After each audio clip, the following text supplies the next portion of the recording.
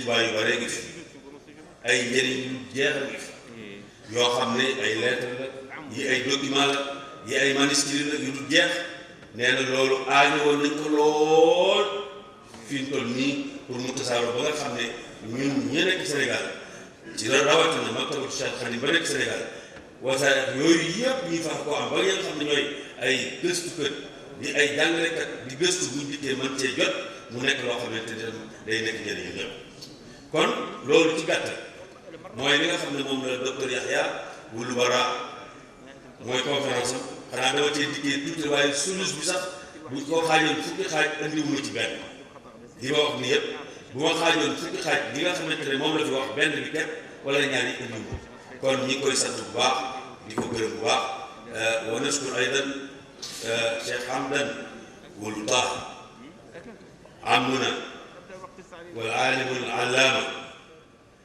الذي ما برح وأنا أستطيع أن أقول باختصار محب وخليل الشيخ أحمد بابا وهذا معروف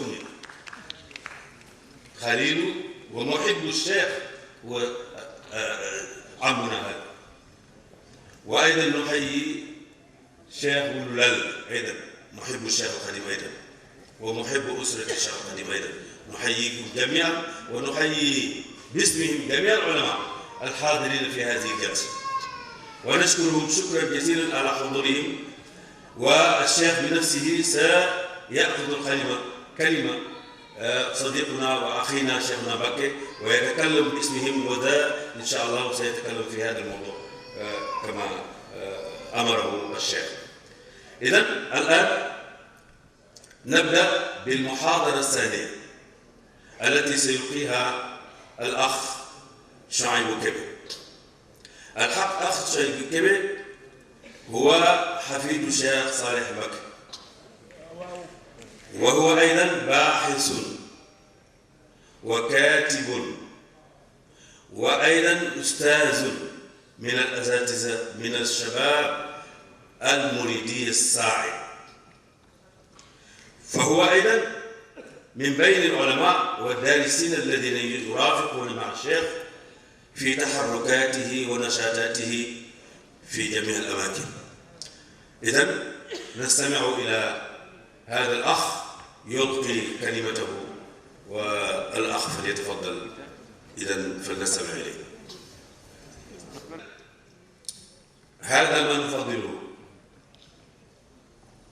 وصلنا أمر لأن نتكلم باللغة العربية والله باللغة نعم. إذن الأخ كان يريد أن يتكلم باللغة العربية ثم بعد ذلك يلخصه باللغة الولفية ولكن نظرا للظروف ولقصر الوقت إذن يلقيه باللغة العربية ثم بعد ذلك إن شاء الله سنلخصه باللغة الولفية في مكان آخر. والسلام عليكم ورحمة الله. رب العالمين والصلاة والسلام على أشرف الأنبياء والمرسلين سيدنا مولانا محمد وعلى آله وصحبه أجمعين. معالي ممثل رئيس الوزراء، أصحاب السيادة السفراء، ممثل البعثات الدبلوماسية، فضيلة العلماء والمشايخ الأجلاء، حضرات السادة الأعيان، وممثلي الجمعيات الإسلامية، أيها الحضور الكريم، السلام عليكم ورحمة الله وبركاته. بالي في بدء أشكر السلطات الرسمية في هذا البلد وعلى رأسهم فخامة رئيس الجمهورية السيد محمد بن عبد العزيز على ما قدموه لنا من تسهيلات طيلة إقامتنا في هذا البلد. كما نشكر أيضا أبناء الطريقة المولدية من الموريتانيين والسنغاليين برئاسة شيخيهم السيد محمد فاضل مكي إبراهيم والسيد سيدي مكي مرتضى. وشكر موصول أيضا لرئيس الدوائر والجمعيات المريدية على هذا التنظيم الجيد بهذه التظاهرة الثقافية الناجحة. ولا بد أيضا أن نشكر فضيلة العلماء الحاضرين والأستاذ الكريم يحيى بن براء على هذه الكلمة الرائعة. حقيقة تناول الموضوع من زاوية مهمة جدا، وإن شاء الله استفدنا نحن جميعا في هذه الكلمة الطيبة. وأنا إن شاء الله سأركز في مداخلتي على 3 أو 4 محاور. أولا الأسس الروحية التي تستند عليها أو تستند إليها هذه العلاقة بين الشيخ الخديم والشناقطة، ثم نأتي ببيان المراحل، ثم الأبعاد سواء من الناحية العلمية والروحية والعاطفية والأسرية إلى آخره، ثم في النهاية في المحور الأخير الرابع إن شاء الله سوف نتناول الكلام حول آفاق التعاون في المستقبل. أولا أساس هذه العلاقة بين الشيخ الخديم والشناقطة. إن هذه العلاقة المتينة بين الشيخ الخديم والشناقطة ليست وليدة اليوم، بل هي تضرب بجذورها إلى عمق التاريخ والثقافة والحضارة والديانة والعادات المشتركة بين الشعبين، كما بين ذلك الأستاذ في كلمته. فهذه العلاقة ليست مبنية على أساس المصالح الاقتصادية ولا المطامح الدنيوية. ويحضرني في هذا بيت لأحد الشعراء الموريتانيين: إذا حسني طاف يوما ببابكم فهب أنه عما سوى الله قانع. إذن هي علاقة خالصة لوجه الله. ويقول الشيخ الخديم في ذلك: ما كان لله دام واتصل، وما كان لغير الله انقطع وانفصل. وقال أيضا: كل صحبة، وهذه كلمة مشهورة عند جميع الصوفية، ولكن أنا في هذا المقام أستشهد بكلمة الشيخ الخديم: كل صحبة لله فآخرها الحمد لله، وكل صحبة لغير الله فآخرها إنا لله. ولهذا السبب آثر الجانبان أن تكون هذه العلاقة مبنية على أسس متينة لا تتأثر بالزمان والمكان ولا تتزحزح بتغير الأحوال والمقامات، فتتسامى على المصلحة وتتعالى فوق الحدود الجغرافية والأعراق والألوان، وهي قائمة على أساس روحي صرف أساسها المحبة الصادقة في الله ولله وبالله، عملا بالحديث القدسي عن معاذ رضي الله تعالى عنه قال: سمعت رسول الله صلى الله عليه وسلم يقول: قال الله تبارك وتعالى: وجبت محبتي للمتحابين فيا والمتجالسين فيا والمتزاورين فيا والمتبادلين فيا. رواه مالك وغيره. وعن أبي هريرة رضي الله تعالى عنه أيضا قال: قال رسول الله صلى الله عليه وسلم: إن الله تعالى يقول يوم القيامة: أين المتحابون بجلالي؟ اليوم أظلهم في ظلي يوم لا ظل إلا ظلي. رواه مسلم. وعن أبي هريرة رضي الله تعالى عنه قال: قال رسول الله صلى الله عليه وسلم: 7 يظلهم الله تعالى يوم لا ظل إلا ظله: إمام عادل، وذكر فيه: رجلان تحابا في الله اجتمعا عليه وتفرقا. وقال تعالى أيضا في شأن المتحابين فيه: وألف بين قلوبهم لو أنفقت ما في الأرض جميعا ما ألفت بين قلوبهم ولكن الله ألف بينهم. قال ابن مسعود رضي الله تعالى عنه: هم المتحابون في الله. وفي رواية: نزلت في المتحابين في الله. رواه النسائي والحاكم وقال صحيح. إذن أساس هذه العلاقة روحي بالدرجة الأولى، ولهذا فهي تتخطى حدود المادة وعالم الظاهر، وتسمو إلى آفاق الملكوت، إلى عالم لا زمان ولا مكان، حيث تتلاشى فيه قوانين الفيزياء والمادة والجاذبية، وتبقى نواميس القداسة والمحبة والجمال، كما قال الشاعر الصوفي: وفي الدرة البيضاء كان اتباعنا، وفي قاب قوسين التقاء الأحبة. هكذا كان العلاقة بين الشيخ القديم والشناقطة. إنها علاقة تمتد من الأزل إلى الأبد، من يوم ألست بربكم حين كانت الأرواح جنود مجندة، ما تعارف منها ائتلف وما تناكر منها اختلف. فمن ذلك الوقت بدأ التعارف والتآلف والتلاقي والتآخي والمحبة والتعلق بوجه الله تعالى قبل الدخول في عالم الأجساد. ولهذا كانت هذه العلاقة في عالم الملك قدرا مقدورا، وفي الكتاب مسطورا، فقد جفت به القلم وطويت الصحف. واسمحوا لي أيها السادة بالنزول من سماء المثل، من عالم المثل والأرواح إلى عالم الأجساد والأشباح. وهنا نجد أن هذه العلاقة بين الشيخ القديم وسناقطة لم يبدأ مع الشيخ، بل بدأ قبله بسنوات بأجيال. فهو كما هو معروف من أسرة أصلها موريتانية، يقال أنه من عشيرة آل مودينالا. والشيخ القديم بنفسه شهد بذلك لمريده محمد الأمين ديوب داغنا في كتابه إرواء النديم. ثم إن الله تعالى أيضا ربط مصيره بهذه الأرض المباركة، فكان سيره الروحي مرتبطا بموريتانيا في بداية السلوك ونهايته.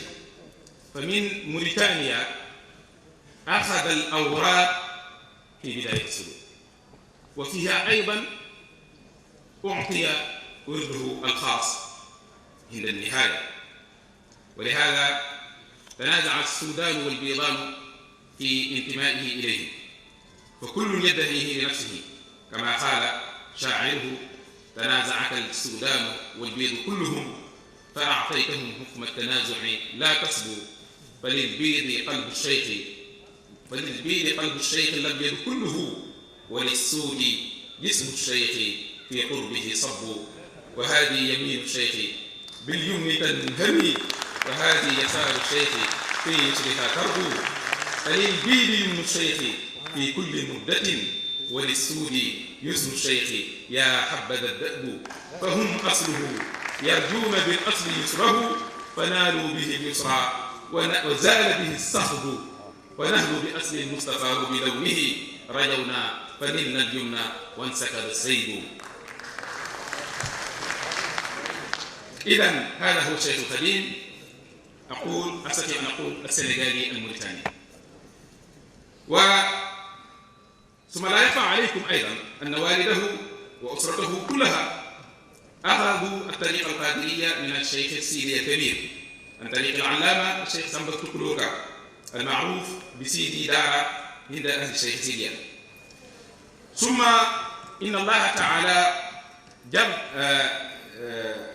فطر هذا الشيخ على محبة الله ورسوله وحب الأولياء والصالحين، فكان كثيرا ما يقول: مما من الله به علي حب الله ورسوله صلى الله عليه وسلم، وحب البياضين أو حب البيضان.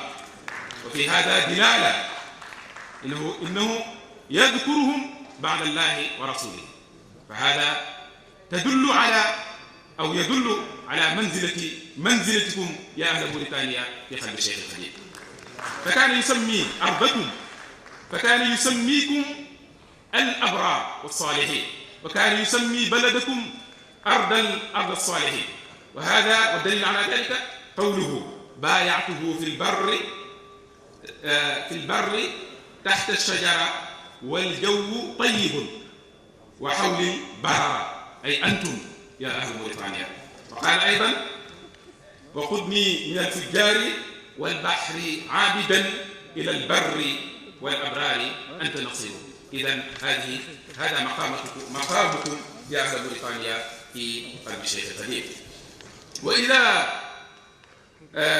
بحثنا في سيرته وفي طفولته الأولى أيضا نجد فيه دلائل واضحة تؤكد عمق هذه المحبة الجبلية للشيخ القديم تجاه الشناقطة.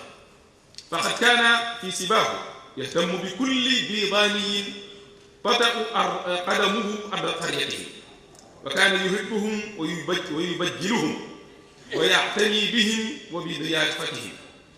فقد أورد الشيخ محمد بن البشير في كتابه من الإباق القديم كثيرا من مظاهر محبته واحترامه وتبجيله للشناقطة. قال: كان كثير الاعتناء بالغرباء وأبناء السبيل، يتكلف قراهم وهو لا يملك شيئا، حتى أنه قد يأخذ من والدته وحواضنه طعاما ويحمله للنزلاء الغرباء في ساحات الدور ممن لا يعبأ بهم، وقد يكون فيهم من علماء البياضين الفقراء من يظن بأمثالهم الزمان، ولكن أعين الناس في الزي وعينه في الحقائق، حتى بلغني أنه انتفع بأولئك العلماء كثيرا في ثقافته الأولى وتهذبه. ويذكر وينبه الشاعر الخنفيز عبد الله سالم بن الأمين الحسني في ذلك فيقول: يدم الثعف مرتاحا إليهم كما دم النضار فتى النصارى. ومن تجليات محبته للشناقطة أنه كان في وقت شبابه يأخذ من كل قبيلة عالما من كبار علماء البلاد يخصه بمحبته ويتتلمذ عليه في الباطل. يقول فيما روى عنه الشيخ محمد الأمين جوب دغنا: أني كنت أيام الشباب والإفاقة أنتخب من كل قبيلة خليلا يخصه قلبي محبة خاصة، كانتخابي من بني ديمان محمد الجدالي صاحب الذهب الإبريز، ومن تندغة محمد فال ابن متالي، ومن الحاجيين أحمد ابن محمد صاحب الجوهر المنظم وغيره في القرآن. هكذا كان محبة وعاطفة من الشيخ القديم تجاه صلاح. ولكن هذه المحبة أيضا تطور حتى أصبح تلمذة علمية وروحية فيما بعد، فاستفاد في شبابه وفي وقت طلبه للعلم من العلماء الشناقطة ودرس عليهم، ودرس بالتحديد على عهد علماء بني ديمان في نجاي، وهو الشيخ الكريم محمد ابن محمد كان له موالي في نجاي فكان ياتيهم، فدرس عليه الشيخ القديم كثير من العلوم كالعروض والبيان والمنطق والأصول وتفسير القرآن، تفسير العلماء وتفسير أهل الإشارة والتاويل. ويناسبني في هذا المقام أيضا أن نذكر قصة طريفة وقع للشيخ القديم في شبابه في أيام الدراسة مع بعض البيضان، وهو أنه كان يحب العلم ويحب شراء الكتب واقتناء الكتب. فيوما ما أتى إليه أحد رجل الشريف الحسن بن ثالث المقدمي، ورأى عنده كتاب فتح الأقفال في شرح لامية الأفعال، فأراد الشيخ شراء هذا الكتاب ولم يكن عنده شيء من المال، ولكن هو يفضل العلم والكتب على المال، فكيف يحصل على الكتاب؟ فقالوا: لماذا كم تبيعني هذا الكتاب؟ قال ب3 دراهم في ذلك الزمان من الفضة البيضاء. ولكن لم يكن لما لم يكن الشيخ هذا المال خرج في القرى المجاورة لعله يجد أحد يعطيه هدية، ولكن في هذه المرة لم يقدم الله فخاب فعاد بخفي هنين، فكان مع أخيه إبراهيم شيخ إبراهيم فاتي ومريد أيضا الشيخ مساوي.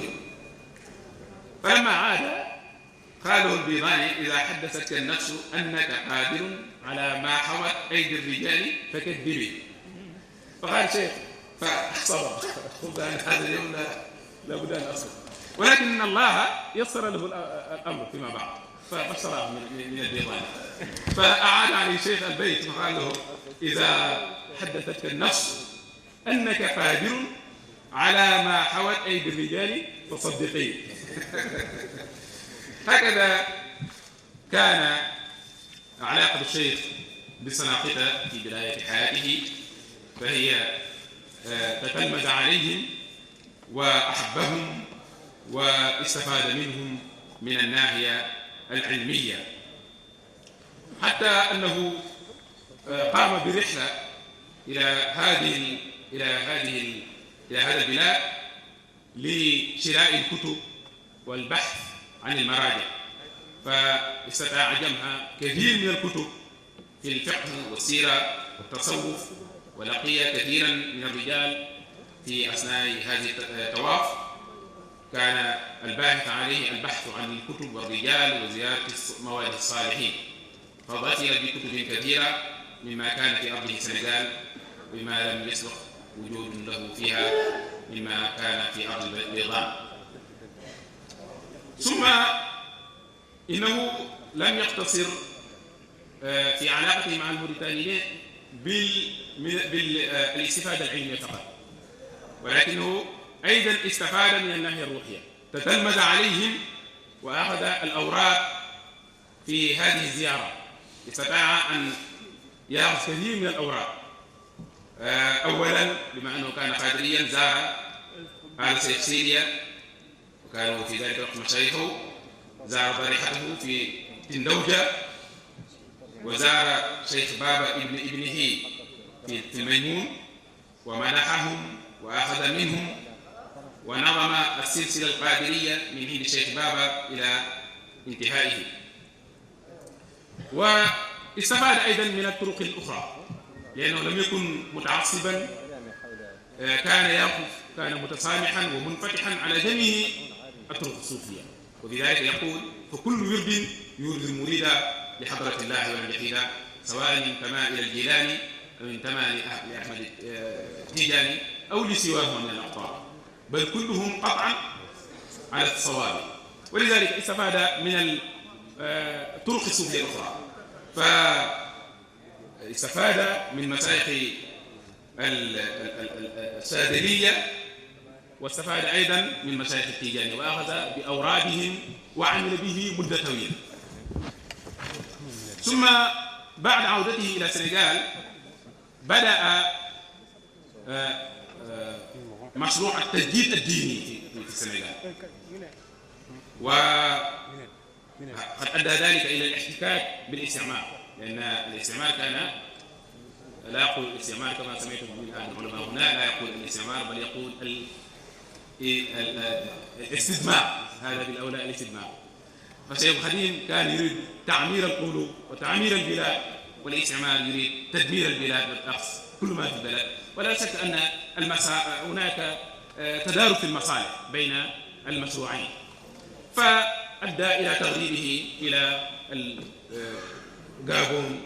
وفي هذه المدة يبدو أن لم يكن هناك تواصل بين السلاقطة وبين الشيخ الخديم، ولكن الله أراد أن يكون إقامته بعد عودته من المنفى في هذه الأرض المباركة، فجاء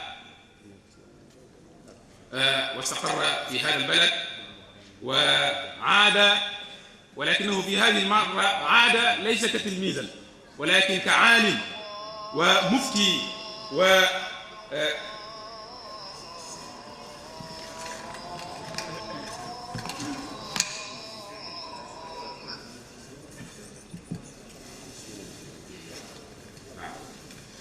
وفي هذه المرة توطد أركان المشيخة العلمية للشيخ القديم، فأصدر كثيرا من الفتاوى أتى إليه العلماء من كل حدب وصوب وتباحثوا معه في جميع الميادين العلمية وتناقشوا معه وأصدر، وكان فيه كما قال الأستاذ يحيى بن براء كان فيه كثير من الإشكاليات أفتى فيه، والأستاذ له موسوعة فقهية كبيرة نشر فيه كثير من هذه الفتاوى، ولمن يريد أن يراجعه يمكن فتاوى الشيخ أحمد بمبا يمكن أن يراجع هذه الفتاوى في موسوعة الشيخ، منها فتوى في مسألة المعية وفي مسألة التدخين وفي الدين المنعقد والمتفشي وفي مسألة البسملة وغيرها من المسائل. ولكن لم يقتصر في عودته في رحلته الثانية إلى موريتانيا، لم يكن فقط شيخا أو عالما أو مشيخا علميا فقط، ولكن تأكدت في هذه الأثناء المشيخة الروحية. فكانت هذه الرحلة عام أكسس 1301 بمثابة رحلة جزاء وفتح وتمكين.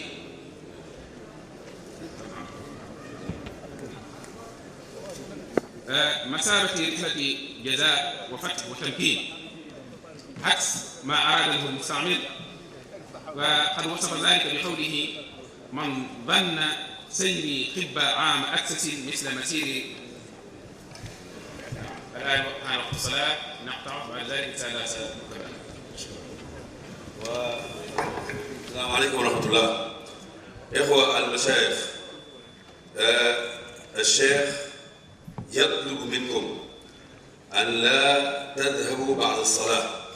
صلى الله على نبيه الكريم. السيد الناطق الرسمي الخليفة العام للطريقة المريدية بالسنغال، السيد رئيس رابطة العلماء، السيد رئيس اتحاد الأئمة، السادة العلماء والأئمة والمشايخ، السادة المدعوون، السادة الحضور،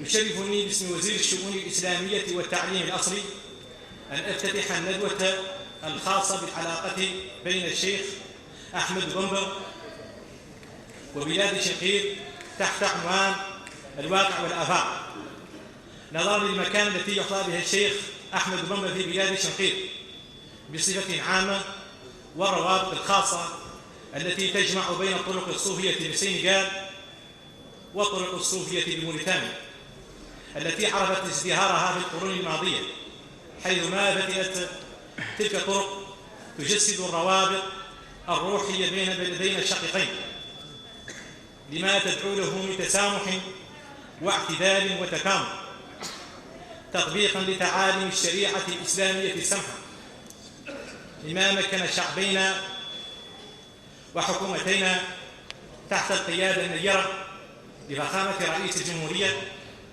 السيد محمد بن عبد العزيز وفخامة رئيس جمهورية السنغال الشقيقة ماكي سال، بالسير بخطى ثابتة نحو التكامل وتبادل الخبرات العلمية والثقافية لمزيد من التقدم والازدهار لشعبين الشقيقين. أعلم أن المقام يحتاج إلى تعميق لهذه الكلمات نظرا للروابط بين هذه الطرق الصوفية في بلدنا وجمهورية السنغال، ولكن للأسف قبل ساعتين أو 3 ساعات علموني بأني سوف أفتتح، وقد كتبت هذه الكلمات في السيارة، وأشكركم والسلام عليكم ورحمة الله تعالى وبركاته. كما توقفنا عند المشيخة العلمية للشيخ القديم في هذا الأرض، وبينا بعد الفتاوى العلمية التي أصدرها الشيخ القديم في هذه الأرض، ونظرا لضيق الوقت أحلنا الباحثين ويريد أن يعرف عن هذه الفتاوى فعليه بمراجعة كتاب الأستاذ الدكتور يحيى بن براء. والآن ناتي إلى الجانب الآخر من المشيخة، وهي المشيخة الروحية. بعد عودة الشيخ الخديم من المنفى عاد إلى الغرب شمسا رفعة وانتصارا كما قال شيخ سعد به، قال معادنه أجلته منه النصارى فأصبح في تلك البحور نضارا، ومن سلف البحر المحيط بدا فمن تلألؤه فيه العيون عيارا، وبدر منير غاب في الغرب ثم لا حمي الغرب شمسا رفعة وانتشارا، فعجبي لكيمي امتحان غدا بها نضار الورى ياقوتة لا تبارى، فيا عجبا باب المتاب مفتح لكل مريد رام منه جوارا، هنيئا للدين الغريب الذي غدا يتيه سرورا منكم وافتخارا. في هذه المرة في إقامته في موريتانيا أصبح الشيخ الخديم شيخ يربي المريدين، وأقبل عليه الصناقطة من جميع من كل هدف وصوت يأخذون منه ويتتلمذون عليه ويأخذون منه أسرار الطريقة والسلوك والتربية، فقد أجمعوا على صلاحه وولايته، ولذلك أخذوا منه الأوراق. وكان الشيخ في إقامته الثانية في موريتانيا يعطي جميع الأوراق ويربي في جميع الطرق الثلاثة القادرية والسازلية والتيجانية، ويحضر لي في هذا نص للشيخ فليعلم ولينتبه جميع العالمين على أن الله تبارك وتعالى أعطى عبده خليله حبيبه وخليل رسوله وخليله وحبيبه صلى الله عليه وسلم، وبارك اليد القادرية واليد الشاذلية واليد التيجانية بعد القرآن والحديث وجميع العلوم النافعة تعلما وتعليما بواسطة أرباب الأوراد الثلاثة عليهم رضوان الله تعالى، وبواسطة المؤلفين عليهم رضوان الله عليهم رضوان ورحمة، وأذن له في إعطاء جميع الأوراد وفي تعليم جميع التوالف والله أعلم ما نقول فيها.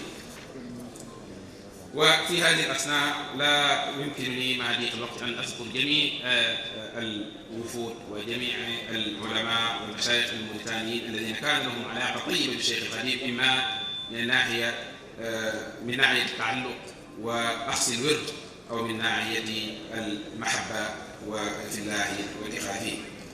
وإذا سنقصر أو نترك هذا النقطة لأنه معروف عندكم جميعا، ونأتي إلى آفاق التعاون في المستقبل. إذن لا شك أن لهذه العلاقة نتائج عظيمة ساهمت في توطيد العلاقة بين سكان الضفتين، وساهمت في تقريب الرؤى والأهداف والآمال. والآن وبعد قرن ونصف من هذه العلاقة يبدو لي أنه لا بد أن نتجاوز إطار تبادل الزيارات ونحاول أن نبني شراكة استراتيجية تشمل جميع الجوانب الثقافية، الجوانب العلمية، الجوانب الاقتصادية، لأننا في النهاية كنا في السابق وطنا واحدا، والآن جاء الاستعمار وفرق بين ضفتين، ويوجد في كل جانب جالية من البلد الآخر.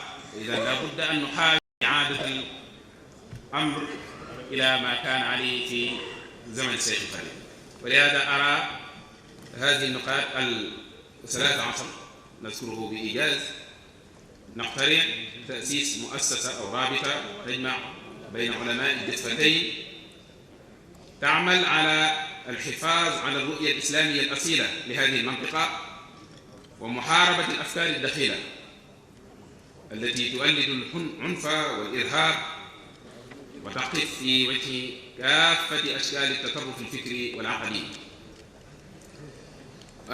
ثانيا التعاون مع الجهات العلمية والجامعية في موريتانيا في إنجاز مشروع جامعة طوبى، لأن الآن بإذن من سماحة الخليفة الشيخ سيد المختار هناك مشروع جامعة طوبى قائم على قدم وساق الآن، وهذا لابد أيضا من تعاون، وبدلا من أن نبحث عن أخصائيين وعلماء من المشرق فبجانبنا علماء أكفاء من موريتانيا وهم أخواننا في كل شيء. لابد إذن في هذا المشروع أن